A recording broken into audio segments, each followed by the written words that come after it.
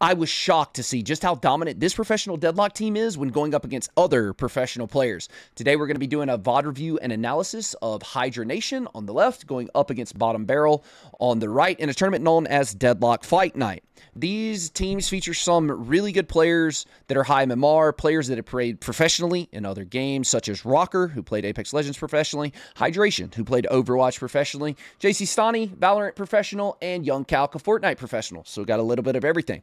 I figured it'd be important to watch this to see what we can learn and apply it to our own game so that we can become better players as well. The first thing you want to look at when analyzing any MOBA is going to be the team compositions and the laning phase. This is very important. Infernus against Lash in the left lane. Left middle, Paradox and Dynamo going up against Warden and Abrams. Middle right, Geist Viscous against Pocket Kelvin.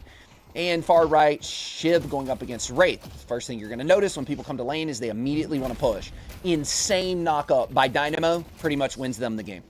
Abrams overextends, trying to punch creeps so that they don't get CS denied, and they take a ton of damage here. Now, immediately, you're going to want to look at your mini-map a lot here. So, whenever they apply this much pressure, they're not even going for the second creep wave. They're not even going to try to hit it or anything. Immediately, they do damage. What does he do? Paradox off to the left side, immediately gets the kill. Calc not paying attention, taken down for free. Tons of pressure added at level 1. They snowball that into a kill. More pressure applied. Look at the mini-map. Everybody is under their turret, under their turret, under their turret, under their turret, under their turret.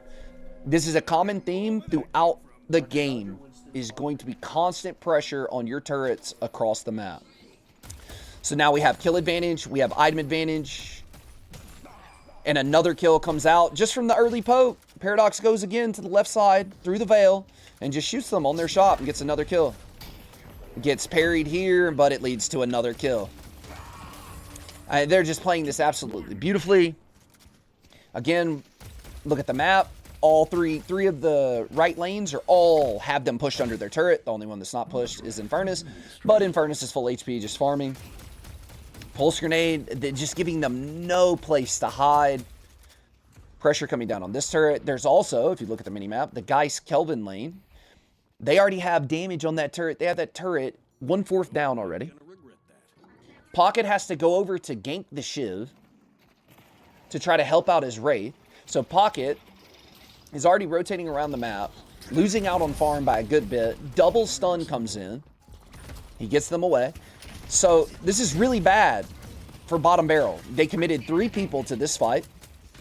Lash lost out on CS. Lash tried to push his creep wave and then rotate over and get a kill. I'm not sure if he lost any creeps for that at all. Lash could have pushed his wave and then rotated over, and he got back for his next creep wave. But now, you're again under the turret against Infernus. You come over, he pops, he's so far ahead in gold. He's 1.2k ahead, and just pushes you under his turret, probably pops his infuser, and you just die. Has ammo scavenger. But regardless, they were coming for the dive anyways. Dynamo was already rotating over because they have a ton of pressure in this lane right here. There's 3 people here in this lane, 2 people here, so they get a kill on the Shiv on the right side, but there's constant pressure under your turrets in mid. So if this Pocket wants to keep roaming, we're going to keep punishing this turret. There's always a reaction. For everything that Bottom Barrel does, Hydra Nation has a solution. Pocket just in a 2v2 against Geist. Not the best character here. I think they just kind of got lane comp diffed. Viscous counters Pocket. Anytime you try to commit to a fight, you're just going to get cubed. Whoever you're targeting is going to get cubed. And if you use all of your abilities, your cloak's gone. You're just going to take so much damage when you're running away. Which you'll see right here. He commits. They think they have a kill. Nope, no kill, and now you've committed all of your abilities. And now you have to run all the way back. How are you going to make it back? You have nothing. And then we come with the Tom Brady downtown, no stamina left, you get a free kill. There you go. Pocket cannot overcommit against Geist or Viscous. It's more Viscous than anything, because once Pocket's wasted all of this stuff, he's kind of just hung out to dry. Now, a lot of kills, a lot of advantage. Turret's almost down at 4 minutes. Now we get a rotation coming over. Let's rewind this and watch. So they get the kill on the Pocket here. Pocket's still in base, coming back. They push the wave up under this tower, and immediately both of them rotate. Hey, this tower is really low. Let's dive this. Here they come. Dive under the turret. Kelvin's already won. Nothing you can do. Tower goes down. Just a free rotation.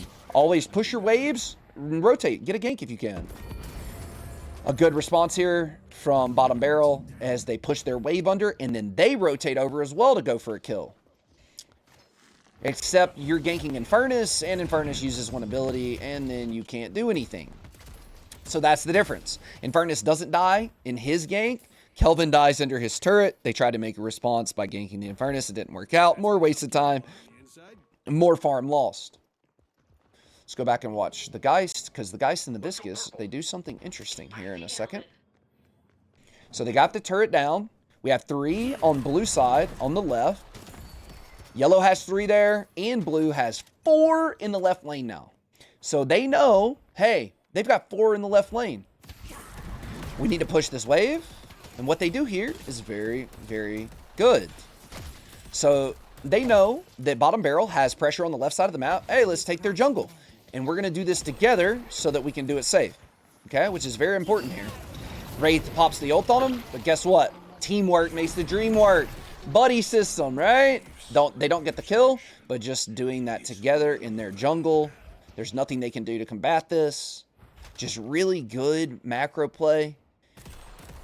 They also, in that time, while they were stealing the jungle, had Paradox and Dynamo. Paradox and Dynamo just roaming around together the entire game. They come over, they get a kill on Warden as well during that time.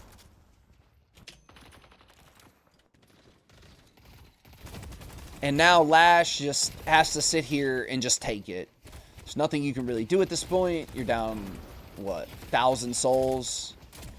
Infernus is just going to keep focusing you over and over. Popping his infuser on you. Here comes the dive again. Dynamo has been doing this the whole game, just constantly shoving his waves, constantly over here to gank the solo lane. I think this is what a lot of more people need to be doing in pubs. A lot more people need, or in ranked in general, shoving waves, helping your side waves. You don't even miss anything if you're fast enough. Run over, even do a little damage, even if you get somebody to half HP, and then you make it back to your next creep wave, you don't miss anything. We have a massive fight going on right here. This is also a very bad fight by bottom barrel, and I'll explain why. So here we have a 5 players committing to this fight here. Okay, fight comes through. They get 1 kill, and then they get traded. So now it is a 1-for-1 so far. Hydra Nation looking to go for more kills here. Now it is a 1-for-2. So bottom barrel, the team that is behind right now on the right, they got 2 kills there. 2-for-1. They got a 3-for-1. So they got 3 kills. But they didn't get a tower. They got no objectives that entire time. They held them all from this tower the entire time and had pressure over here and over here. So a 4-man commit from bottom barrel. So they're trying to do stuff around the map to be proactive and come back. But at every stop, there's always a response from Hydra Nation. Hydra Nation, they commit players here. And even if they do lose the fight, they still gain so much from it. Now look at this. Shiv, right side. They have 3 people on him here. The immediate reaction, we're going to gank this, and we're going to take your tower. So yeah, you killed our Shiv all the way back here in the jungle, but what did you gain from it? You didn't gain anything. You lost another tower. So this is what I'm talking about with macro play, and you don't have to get kills to win the game in MOBAs. You just have to have good map knowledge, have good awareness, and be in the right place at the right time. Very helpful. And again, their jungle is still up.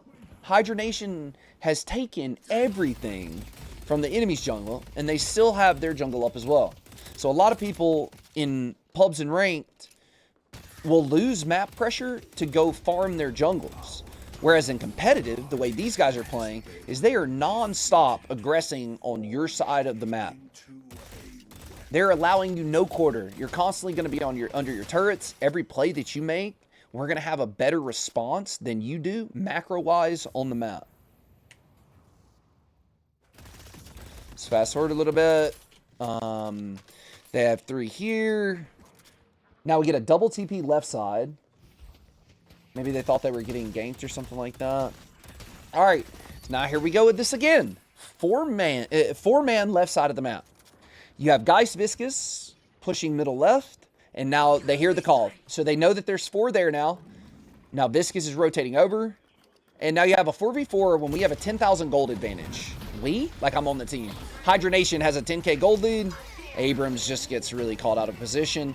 Lash ults come through. Really good Lash ult to cancel the Dynamo ultimate. But they're just so far ahead here that there's nothing you can do. 9k gold in Furnace.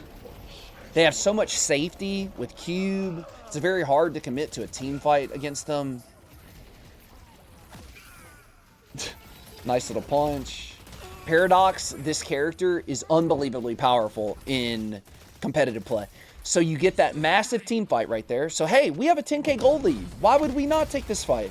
We have so many items on you. You're nowhere close to us. You have a 5k gold Kelvin trying to fight us. The lowest income gold on Hydra Nation has 8k. So it's just 3,000 gold. You know how much items that is? When you have advantages like this, you have a 10k gold advantage, take a fight. That leads to a 10-minute mid-boss. He tries to come in and ult to try to steal, but he can't do it because they're so far ahead in gold. He just takes so much damage. 0-4. Abrams, not much you can really do. I feel like their team comp is very anti-Abrams as well, with Dynamo knockup, Cube, who if you shoulder charge someone, you're just going to get cubed. Seems like a very big draft difference as well. Just a better understanding of what characters are more powerful, in my opinion. Also, the lane comps weren't the best from Bottom Barrel. Now they're just doing nothing but farming. You have a massive lead. Why should we not run the urn, right? This is exactly what we should be doing. We have a lead. What do we want to do? We want to increase that lead, run urn. And if they fight us with Rejuvenator, what are you going to do? No shot this is ever going to happen in a competitive game, right? So they have a 20k gold lead. He just gets caught up way too far forward. Probably just mentally AFKing because they're up 20,000 gold and have Rejuvenator. So they get a 6-man into this lane. They're so far behind now that they're desperate. You get a 6-man into this lane. You get 1 kill. You still haven't even taken the turret. And your walker is going down. And while your walker's going down, Shiv is also pushing this. So if you try to respond to this, then he's already here. And now you have another problem that you have to worry about. So we're just constantly creating problems and creating movement around the map, causing the enemy team to constantly have to answer what we're doing, not having to answer what they are doing. They still haven't farmed this side of the jungle. That's how hard. They're just dominating them everywhere. It feels like every lane is just really far ahead, obviously because of the turrets being down. But even without the turret gold, it just feels like there's so much pressure applied to the map.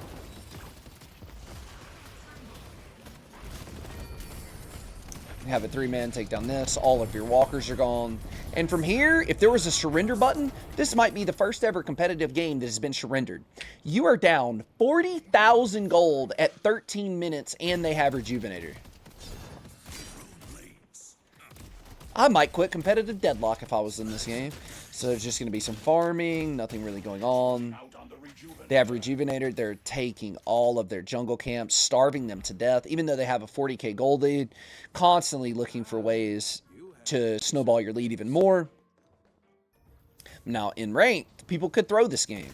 In pro play, this is going to be really, really, really hard. You see here, they're also timing the Baron, mid-boss, whatever you want to call it. He types 1723, so they have a timer of when it comes back up. Rejuvenator goes out, but they use the Rejuvenator to... They have no other objectives to take on the map right now. So they use the Rejuvenator to take Urn. They use the Rejuvenator to take all of their jungle. I don't know what Abrams is doing. I think he just said, get me out of this game. I think he was just done. And now from snowballing this lead, it's just over.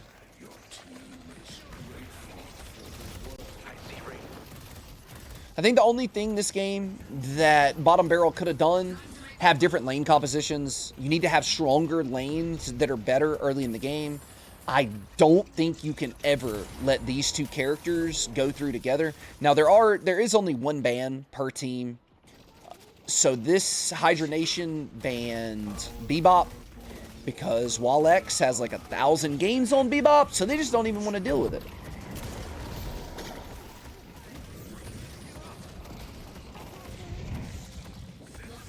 And they're just in their base, ending the game. Nothing to really commentate and analyze here. Taking down all the shrines. 50,000 gold lead.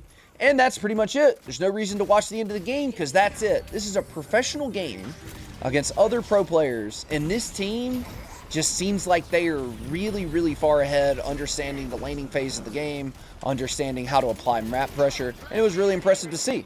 I hope you guys enjoyed. I hope you learned something, and I didn't waste too much of your time.